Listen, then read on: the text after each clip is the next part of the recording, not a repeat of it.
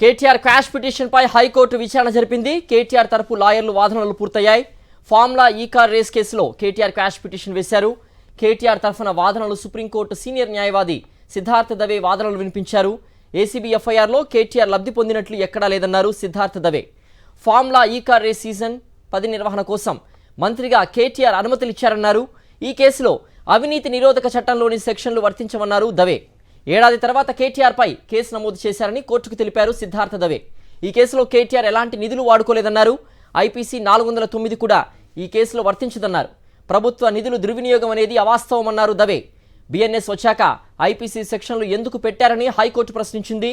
14 నెలల క్రితం నేరం కాబట్టి పాత చట్టం ప్రకారమే కేసులు నమోదు చేశారని కేటీఆర్ తరఫు లాయర్ సిద్ధార్థ దవే అన్నారు. తెలంగాణ హైకోర్టు నుంచి మరింత సమాచారం అందించడానికి మా ప్రతినిధి వాసు సిద్ధంగా ఉన్నారు. వాసు, కేటీఆర్ క్వాష్ పిటిషన్ విచారణకు సంబంధించిన పూర్తి అప్డేట్స్ ఏంటి? సిద్ధు, ఫార్ములా ఈ కార్ రేసింగ్ కేసుకు సంబంధించి కేటీఆర్ దాఖలు చేసిన క్వాష్ పిటిషన్ పైన హైకోర్టులో వాడివేడి వాదనలు కొనసాగుతూ ఉన్నాయి. కేటీఆర్ తరఫున సిద్ధార్థ్ దవే సుప్రీంకోర్టు సీనియర్ న్యాయవాది వాదనలు వినిపించారు. ప్రధానంగా కూడా ఏసీబీ నమోదు చేసినటువంటి ఎఫ్ఐఆర్లో కేటీఆర్కు లబ్ధి చేకూరిన అంశం కానీ అవినీతికి పాల్పడ్డ అంశానికి సంబంధించి ఎలాంటి ఆధారాలు చూపలేకపోయింది అన్న అంశాన్ని ఆయన ప్రధానంగా ప్రస్తావిస్తున్నారు. కేటీఆర్పై నమోదు చేసినటువంటి 409 ఐపీసీ సెక్షన్కి సంబంధించి కూడా చాలాసేపు వాదనలు జరిగాయి.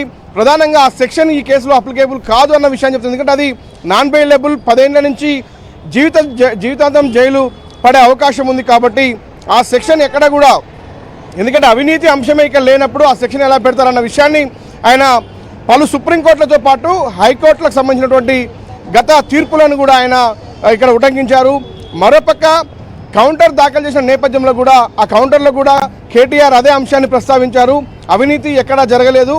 ఏదైతే ఎఫ్ఈఓ కంపెనీకి నగదు బదిలీ జరిగిందో అది ఆర్బీఐ రూల్స్ విరుద్ధంగా జరిగినా, ఒకవేళ ఆర్థిక శాఖ అనుమతి లేకుండా జరిగినా అది సంబంధిత అధికారి అరవింద్ కుమార్తో పాటు బ్యాంకులకు సంబంధించిన విషయం తనకు ఎలాంటి సంబంధం లేదు. కాకపోతే ఫార్ములా 10 రేసింగ్ కావచ్చు, 9 కావచ్చు, ఒప్పందం చేసుకున్న తర్వాతనే నిర్వహించారు. కాబట్టి ఇక్కడ ఇల్లీగల్గా ఎక్కడా జరగలేదన్న అంశాన్ని ఆయన ప్రస్తావించున్నారు. కాకపోతే నిబంధనలకు విరుద్ధంగా జరిగిన అంశానికి సంబంధించి అధికారులు బాధ్యత చూసుకోవాల్సి ఉంటుంది, బ్యాంకులు బాధ్యత చూసుకోవాల్సిన అంశాన్ని ప్రస్తావిస్తూ కేటీఆర్కు ఈ కేసుతో సంబంధం లేదనే విషయం, మరోపక్క కేటీఆర్ ఎక్కడ కూడా నేరుగా లబ్ధి పొందిన అంశానికి సంబంధించి లేదు అనే విషయాన్ని కూడా ప్రస్తావిస్తున్నారు.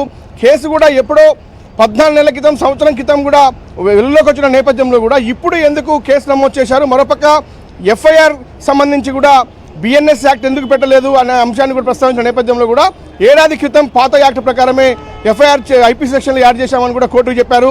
అయితే మరి కాసేపట్లో ఇప్పుడు ప్రస్తుతం అయితే లంచ్ బ్రేక్ కొనసాగుతోంది. సిద్ధార్థ్ దవే వాదనలు కేటీఆర్ తరఫున దాదాపుగా ముగిశాయి. మరి కాసేపట్లో ఏసీబీ వాదన వినిపించబోతోంది.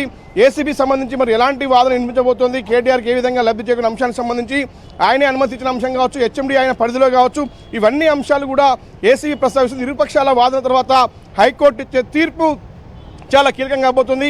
కేసీఆర్ అరెస్టు గడువు కూడా ఈ రోజుతో ముగుస్తున్న నేపథ్యంలో కూడా నాటు అరెస్టు పెంచుతుందా, క్వాష్ పిటిషన్ అలో చేస్తుందా చూడాలి. మరి కాసేపట్లో హైకోర్టు ఇవ్వబోయే తీర్పు పైన ఉత్కంఠ మాత్రం కొనసాగుతూ ఉంది. సిద్ధు. ఓకే వాసు.